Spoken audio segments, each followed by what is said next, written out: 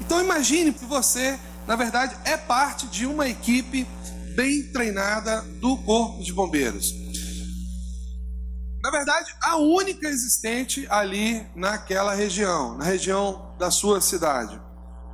A sua equipe, então, possui os melhores equipamentos, possui os melhores recursos de resgate e salvamento, possui ainda veículo de combate a incêndio, guindaste, escada Magiros, EPIs, equipamentos de proteção. A verdade é que ela possui a maior escada Magiros que existe no mundo. Possui braço hidráulico, daquele que quando há acidente eles colocam o braço, ele abre a porta do carro, tira as pessoas. Possui serra, possui todo tipo de equipamento então para salvar vidas. Imagine você faça parte de uma boa equipe, uma equipe bem treinada que tenha todos esses recursos. Aconteceu um grave acidente, a sua equipe ela é acionada e vamos pensar naquele triste desabamento que aconteceu lá em São Paulo. Vamos pensar naquele prédio, imagine aquela cena daquele prédio caindo, né, em chamas ali, uma cena muito triste, muito complicada, né, assustadora. Imagina então uma situação como aquela que aconteceu ali, né, que aconteceu recentemente, na verdade, lá em São Paulo. Pense numa cena daquela. E a sua equipe, então, ela é acionada, você se prepara, se desloca para o local daquele acidente com rapidez. Só que, diferentemente daquele acidente que aconteceu lá em São Paulo, há pessoas que estão debaixo dos escombros e elas estão gritando por socorro, elas estão pedindo ajuda, e você agora começa a ouvir as vozes das pessoas gritando por socorro, pedindo ajuda, e todo mundo agora, toda a equipe começa a procurar pelos sobreviventes. Você pode imaginar uma cena como essa? Uns cavam, outros tentam furar aquela montanha de concreto e passar as mangueiras do oxigênio para tentar levar oxigênio lá embaixo para as pessoas que estão debaixo dos escombros. Outros ainda retiram os escombros, outros então tiram o lixo, e todo mundo se envolve numa ação conjunta para poder resgatar o máximo de pessoas possível naquele local. Tente imaginar uma situação dessa.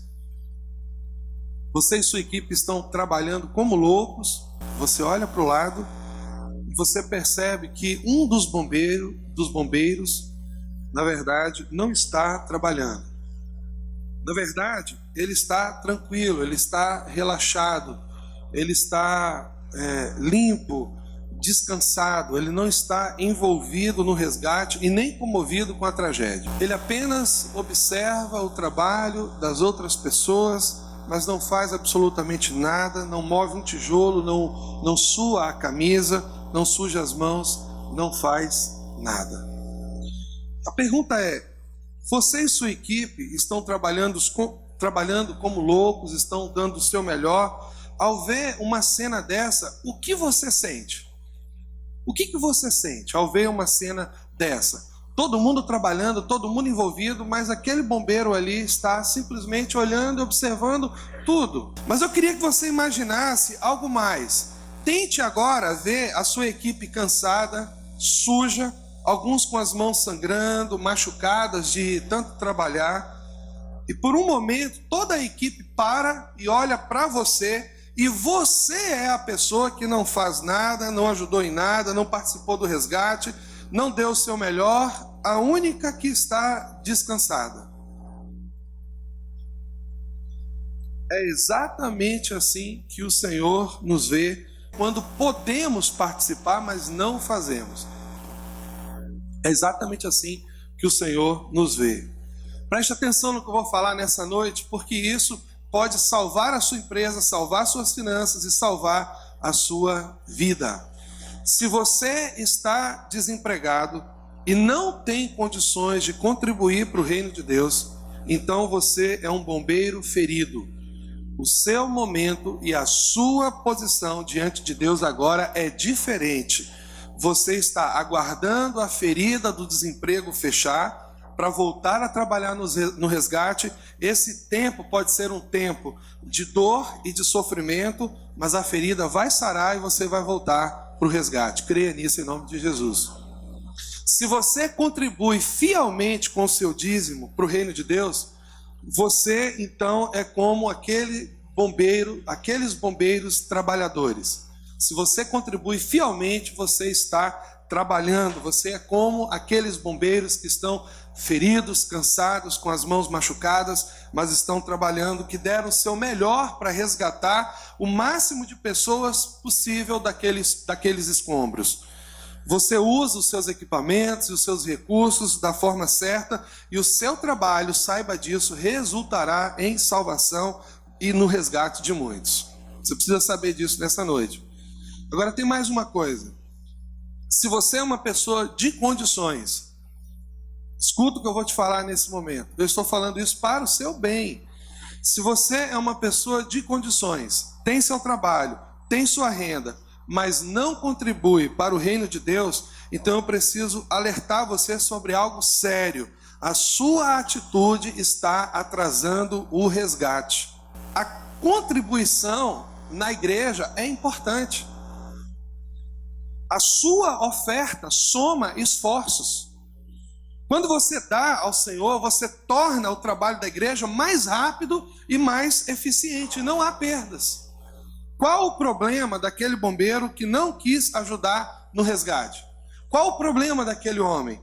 Ele fora treinado para isso, ele tinha os melhores recursos, mas ele não ajudou. Ele atrasou o resgate. Sabe o que eu quero dizer para os irmãos nessa noite? A igreja é o corpo de bombeiros de Deus na terra. O mundo está debaixo dos escombros. Os seus esforços, os seus equipamentos, os seus recursos devem estar disponíveis para o resgate das pessoas. Irmãos, eu já conheci pessoas que me disseram: eu ajudo as pessoas, por isso eu não dou o dízimo na igreja. Eu escolho algumas pessoas e eu vou ajudando. E eu fiz a seguinte pergunta: todo mês você separa 10% de tudo que você ganha, então você fielmente ajuda todo mês com 10% do que você ganha as pessoas? Não, não é bem assim. Tem mês que eu não ajudo. Isso é um engano, é uma mentira. Ninguém tira 10% de tudo que ganha todos os meses para ajudar os outros, e a gente sabe que isso não é verdade. E mesmo que alguém conseguisse fazer isso, se Deus quisesse que você administrasse os recursos dele, aliás, ele não teria estabelecido o dízimo na igreja. O pastor, ou a liderança da igreja, mas o pastor necessariamente, ele é alguém que possui o coração de Jesus. Ele consegue ver as necessidades que outros irmãos não enxergam. Por isso que os recursos de Deus são dados na igreja. Mas alguém pode pensar no seu coração: nem todo pastor é assim.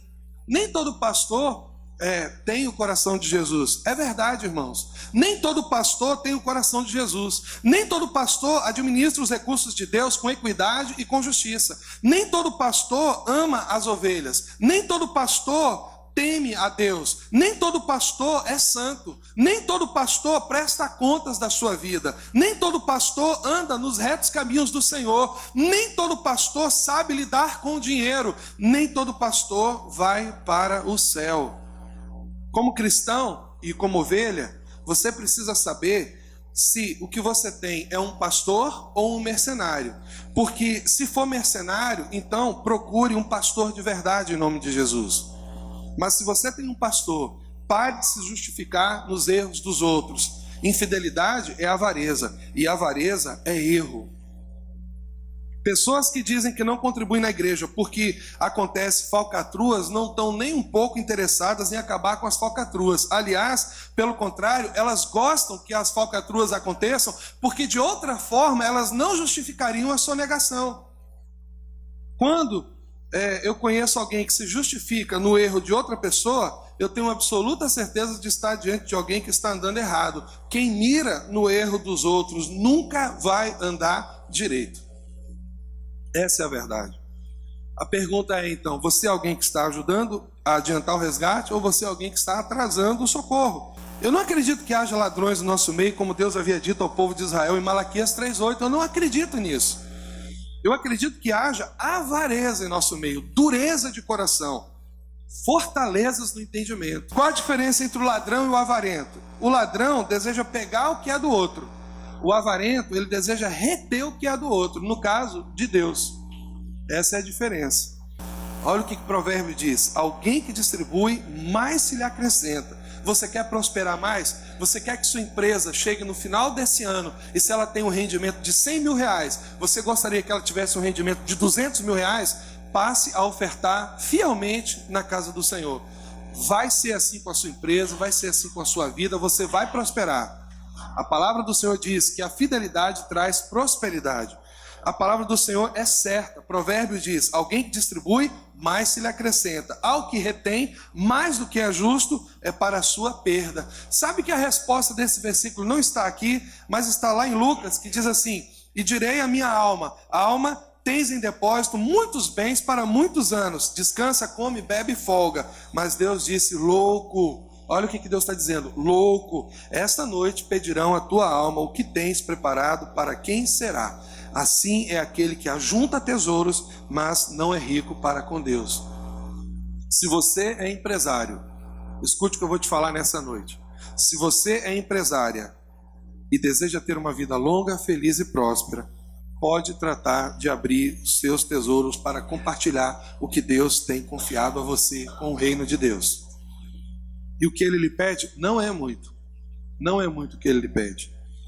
Porque do contrário, você vai perder tudo. E não é uma maldição que eu estou jogando, nem praga, nem estou te assustando. Eu estou dizendo que se você reter o que Deus está te dando, Ele vai tirar de você e Ele vai dar para outra pessoa fiel. E esse é o princípio em todo o Novo Testamento. Ele tira e Ele dá. Ele tira aquele que enterrou a dracma e Ele dá para aquele que tinha, que granjeou mais 5. Não é assim? Então, mas eu não dou o dízimo da igreja, nunca me aconteceu nada. Essa é a filosofia, né? Mas eu dou e nunca me aconteceu nada. Isso é a misericórdia de Deus. Deus está dando um tempo para você consertar as coisas na sua vida. É a misericórdia de Deus te dando um tempo para você aprender a ser fiel. Você vai continuar fazendo mal a quem tem te feito bem todos os dias? Deus tem nos feito bem todos os dias. Você vai continuar fazendo mal?